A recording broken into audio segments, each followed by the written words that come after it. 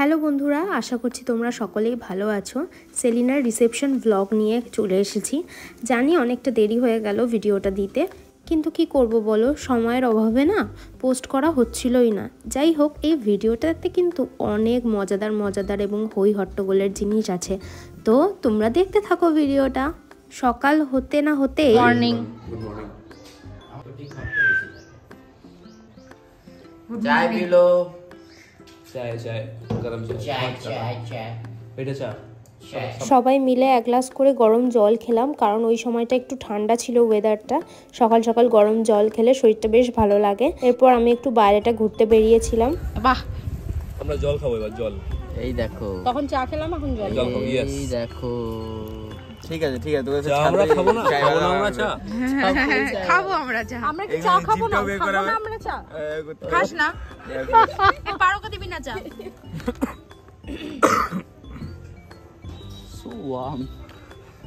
মনি একদম আর্টিস্টিক ওয়েতে চা ঢালে। চা, বিস্কুট, নামকিন সবকিছু খেয়ে আমরা একটু বেরোলাম সেলিনাদের পুরনো মাটির বাড়ি দেখতে।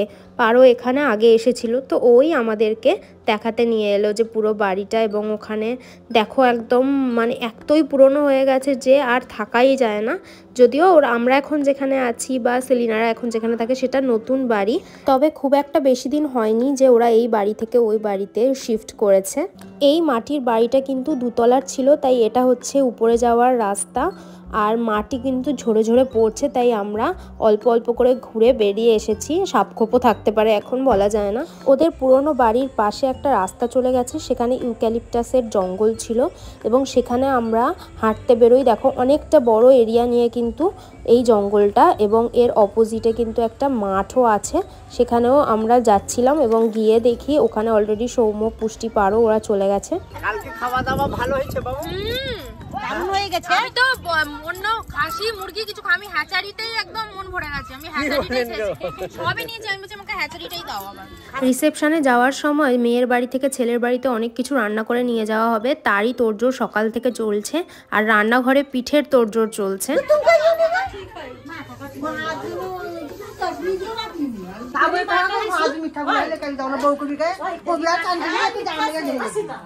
রান্নাঘর থেকে বাইরে বেরিয়ে দেখি সবাই মিলে এখনো মেহেন্দি পরেই চলেছে বাচ্চাগুলো, আর ওদের হাতগুলো দেখাচ্ছিলাম কত সুন্দর হয়েছে।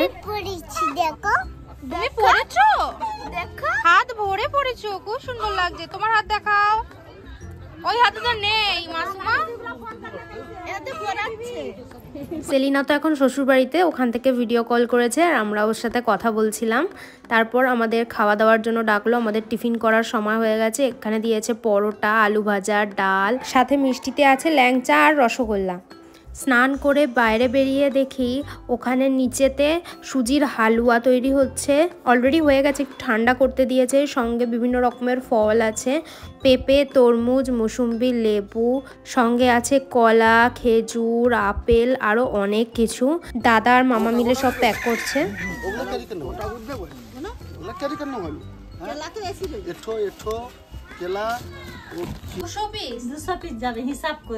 এদের এখানে এই পিঠেটাকে পাকোয়ান বলে। 200 পিস পাকোয়ান যাবে হিসাব করে, এবং আমরা সেগুলোকে একটু টেস্ট করছিলাম। কেমন লাগছে খেতে পুষ্টি? ভালো, টেস্টি বল। আমি হাতটা দেখা, হাত দিয়ে ওয়াও কর। Just looking wow.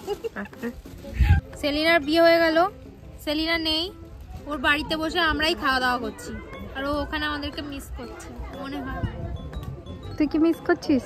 না, আমি খাবারই ঠিক আছে। এই মনে হচ্ছিল ভালো হয়েছে না? এবার রাত হয়ে গেছে আর আমরা অলরেডি রিসেপশন পার্টিতে চলে এসেছি। আমি এমনি দাঁড়াচ্ছি। এই ব্লগ হচ্ছে, কিছু কথা বলতে হবে? যা খুশি বলতে পারো। অনি হাই, আজকে আমার এই মুখ চলে এলাম আমরা কন্যাযাত্রী, ঠিক আছে? এবারে খাওয়া দাওয়া করবো। সেলিনার বিয়ে, আমাদের সরি সেলিনার রিসেপশন। সেটাকে ধরে রেখেছে, একটু ধরো, ওকে হেল্প করো। সুইট না? বরপক্ষ থেকে ছোট ছোট বাচ্চারা এসে আমাদের হাতে গোলাপ দিয়ে আমাদের ওয়েলকাম করলো। আমরা তিনজনেই কালো। এরপর কনে যাত্রীদেরকে টিফিন দেওয়া হচ্ছিল। দেখা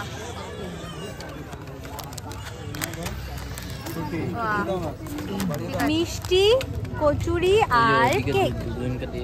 এই দেখো আমরা সবাই টিফিন পেয়ে গেছি এবং সবাই খাওয়া দাওয়া করছিল। এরা অলরেডি সেলিনার সাথে দেখা করে চলে এসেছে, কিন্তু আমাদের না দেখা করাই হয়নি, আমাদেরকে এখানেই ডাইরেক্ট ঢুকিয়ে দিয়েছে। এই হচ্ছে প্যান্ডেল, খুব সুন্দর ডেকোরেশন করা, আর এই হচ্ছে গোল করে তাঁবু খাটানো, আর সামনে ওই যে বর কোণ। এবার স্টল থেকে একটু গরম গরম পকোড়া খেয়ে নিলাম। না আমি নিয়েছি, হ্যাঁ সেসব নয়, জানেই না কে দিয়েছি, আমি জানিয়ে দিয়েছি, কেন বলবো। এরপর ছেলেগুলো গিয়ে গিয়ে কফি আর পকোড়া নিয়ে আসছিল, আর আমরা সবাই মিলে বসে বসে খাচ্ছিলাম। পরে ওরাও জয়েন করেছিল। এই তো দারুণ, এটাই দরকার ছিল। পারোর এখন মন খারাপ, 2.5-3 ঘন্টা ধরে সেজে এখনো অবধি সেলিনার সাথে একটা ফটো তোলার সুযোগ পায়নি। আর যদিও বা সুযোগ পেলো, দেখো কি হলো।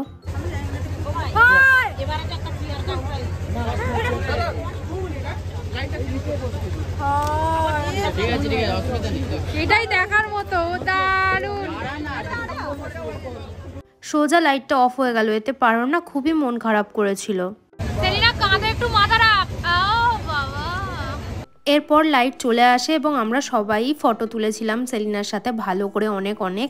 তারপর ওর রুমটা দেখতে যাই, যে খাট আলমারি সবকিছু সাজিয়ে গুছিয়ে আছে, কেমন দেখতে লাগছে। ফেরার সময় রাত 12টা বেজে যায়, তাই গাড়িতেই আমরা পুষ্টির বার্থডেটা সেলিব্রেট করি। পুষ্টির বার্থডে কেক। আমি চাই ওটা কোথা থেকে চালাচ্ছি চলুক না।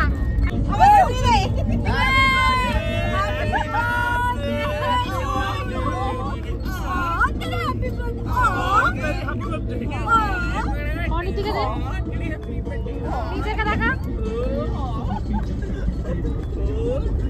Happy birthday birthday.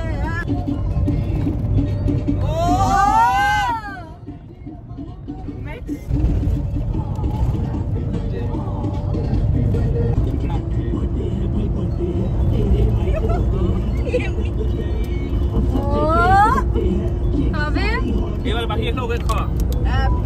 বুঝে দে, মুখে শুষে দে। ভিডিও কর।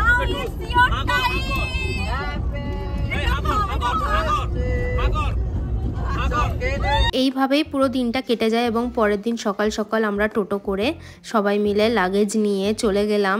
টাটা করে দিয়ে সবাইকে, আমি, পুষ্টি, অনি, পারো, ঋত্বিক দা, সৌম্য, আমরা সবাই একদম টাটা করে দিলাম।